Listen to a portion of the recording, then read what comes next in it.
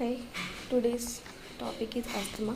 तो अस्थमा क्या होता है पहले हम ये जानेंगे। अस्थमा जो है एक ब्रोंकियल डिजीज़ है, that is a respiratory disorder, जिसके बारे में हम आज पढ़ेंगे। तो इसमें क्या है, अगर हम इसकी डेफिनेशन देखें तो ये एक it is defined as a period of reversible bronchospasm. Reversible का मतलब कि जो एक ऐसा ब्रोंकियोस्पाज्म है, ऐसा ब्रोंकियल डिजीज़ है जो कि रिवर्सिबल है, मीन्स ठीक हो सकता है। और एक डिसऑर्डर है जिसमें कि हमारे जितने भी फंक्शंस हैं, बायोकेमिकल फंक्शंस हैं हमारे बॉडी के रेस्पिरेटरी सिस्टम के, वो डिस्टर्ब हो जाते हैं कहीं ना कहीं। और इस डिज़ीज़ में क्या होता है कि जो हमारे ब्रोंकियल्स हैं या फिर ब्रोंकियल ट्री है, उसमें इन्फ्लामेशन हो जाती है, जिसकी वजह से वो स्वेल हो जाता है। और स्वेलिंग होने की वजह से उसका जो ल्यूमेन है वो थिन हो जाता है, और जिसकी वजह से उसमें म्यूकस का प्रोडक्शन होता है। और म्यूकस के प्रोडक्शन होने के कारण जो है उसका ल्यूमन जो है पहले की जैसा नहीं रहता, जिससे कि ब्रीदिंग डिफ़िकल्टी हमें होती है। तो this is the definition. It is defined as a period of reversible bronchospasm. It is bronchial disorder involve biochemical infections and physiological disorder. In this disease, airway become inflamed, narrow and swell, produces extra mucus. Okay, कि वो extra mucus produce करने लगता है, जिसकी वजह से breathing difficulty होती है। नेक्स्ट, अगर हम इसमें देखें कि इटियोलॉजी क्या है, किस रीज़न की वजह से जो है अस्थमा होता है। Aetiology means reason, causes.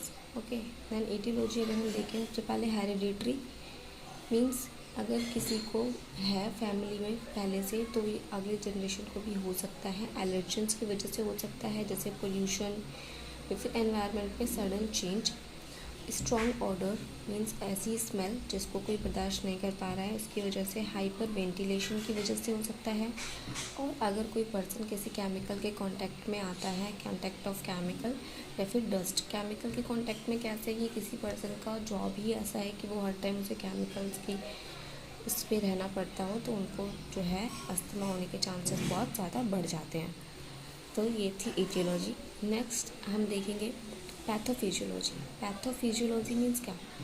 Pathophysiology मतलब ये होता है कि डिज़ीज़ कैसे हुई और होने के बाद इस डिज़ीज़ ने हमारी बॉडी के फंक्शन में कैसे इफ़ेक्ट किया। तो पैथोफिजियोलॉजी में हमारा फर्स्ट कैसे होगा, देखिए, ड्यू टू एनी इटियोलॉजी भी लिख सकते हैं हम, या फिर हमने लिखा है एक्सपोजर टू एलर्जन, स्ट्रेस या फिर पोल्यूशन। किसी भी एलर्जन थिंग के कांटेक्ट में जाने से, या फिर स्ट्रेस की वजह से, या पोल्यूशन की वजह से, ठीक है, इन अस्थमा हो सकता है। बट ये सब के कांटेक्ट में हम चले गए, उसके बाद सेकेंड स्टेप क्या होगा, हमारी जो बॉडी है उसमें एंटीबॉडीज़ रिलीज़ होने लग जाएंगी। और वो भी कौन सी एंटीबॉडी? IgE, ठीक है, release of IgE antibody from B lymphocyte. B lymphocyte हमें पता है कि मास्ट सेल जो है हमारी रिलीज़ करती है एंटीबॉडीज़, वही है कि रिलीज ऑफ IgE एंटीबॉडी। इसके बाद जैसे कि हमें पता है कि एंटीजन जो होते हैं वो एंटीबॉडी पे जाके अटैच हो जाते हैं, तो इसमें भी सेम ऐसा ही होगा। Attachment of IgE to mast cell chemical release from mast cell like histamine या ब्रेडिकाइनिन। ओके, इस पर जो है हमारा एंटीबॉडी का एंटीजन अब अटैच हो गया है। नेक्स्ट स्टेप में जैसे ही वो अटैच हो जाएगा तो वो क्या कॉज करेगा? Bronchospasm, inflammation, excessive mucus secretion, ये सब चीज़ें वो कॉज करेगा। और यही तो होती है अस्थमा में, ठीक है, जिसकी वजह से क्या हो जाएगा, इंक्रीज हो जाएगी हमारी ब्लड वेसल्स की परमिएबिलिटी भी इंक्रीज हो सकती है, and they at last it causes asthma. Okay, तो ये थी हमारी अस्थमा की पैथोफिजियोलॉजी। नेक्स्ट है क्लिनिकल मैनिफेस्टेशंस। क्लिनिकल मैनिफेस्टेशन में साइन एंड सिम्टम।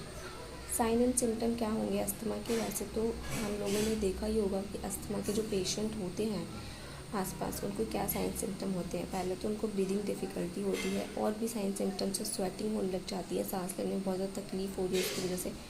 तो हम कुछ साइन सिम्टम यहाँ पर डिस्कस करेंगे।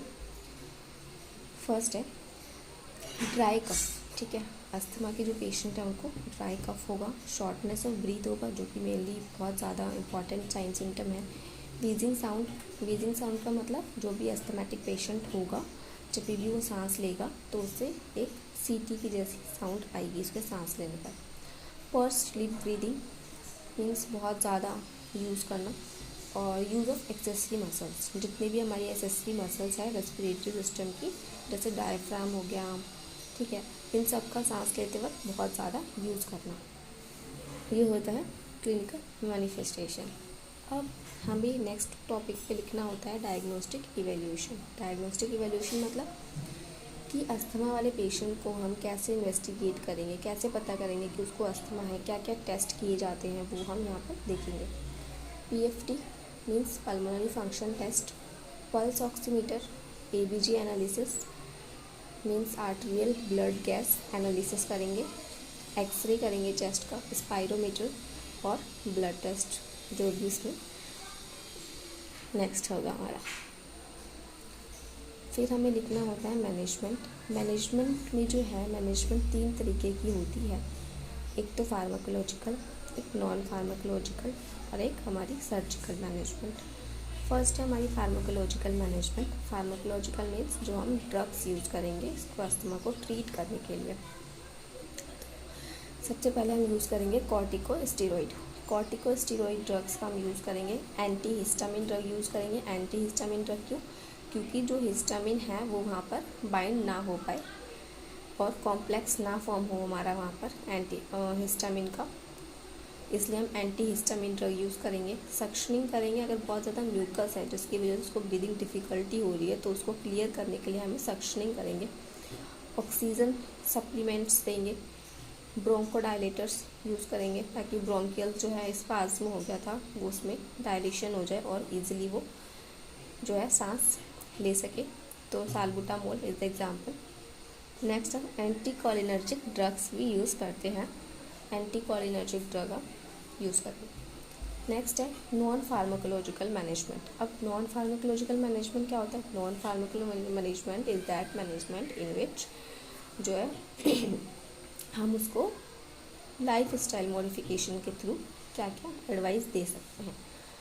सबसे पहले उसकी जो है डाइट को ठीक करेंगे। Provide healthy diet, adequate liquid in a day, proper ventilation is very important, exercise, hygiene maintain and avoid cold things. और जितनी भी ठंडी चीज़ें होंगी उसका अवॉइड करेंगे क्योंकि वो फिर ब्रोंकियल स्पाज्म कॉज कर सकती हैं। एंड इन लास्ट हम करेंगे nursing management. Nursing management is very important for students in nursing. तो नर्सिंग मैनेजमेंट में हम क्या करेंगे कि सबसे पहले तो एसेस करेंगे कंडीशन को। किसी भी डिजीज़ में नर्सिंग मैनेजमेंट लिखने का तरीका यही है कि हम उसकी डिजीज़ कंडीशन को सबसे पहले असेस करें, ठीक है। First of all assess the condition for obtaining data को ऑब्टेन करने के लिए मीन्स क्या है रीज़न, क्या क्या हमें उसके ऊपर इम्प्लीमेंटेशन करना है, हमारा क्या गोल होना चाहिए, ये सब बनाने के लिए हम उसमें नर्सिंग मैनेजमेंट करेंगे। फर्स्ट असेस करेंगे कंडीशन को। सेकंड है physical examination is very important. Physical examination करेंगे to check the body functioning.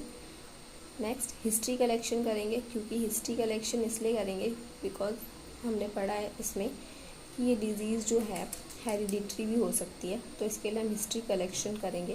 Provide comfortable position so that he can breathe properly. Comfortable position provide करेंगे, जैसे कौन सी पोजीशन हम उसको दे सकते हैं, जैसे फॉलर्स पोजीशन हम उसको दे सकते हैं अगर उसको ब्रीदिंग में डिफ़िकल्टी है तो।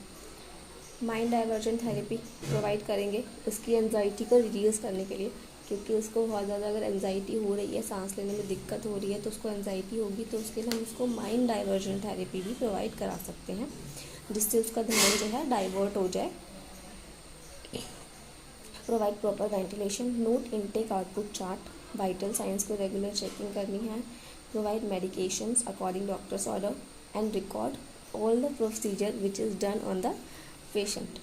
जितने भी प्रोसीजर्स जो हैं पेशेंट पे किए गए हैं उन सब की हमें रिकॉर्ड और रिकॉर्ड करके रखना है, डॉक्यूमेंटेशन करनी है प्रॉपर वे में।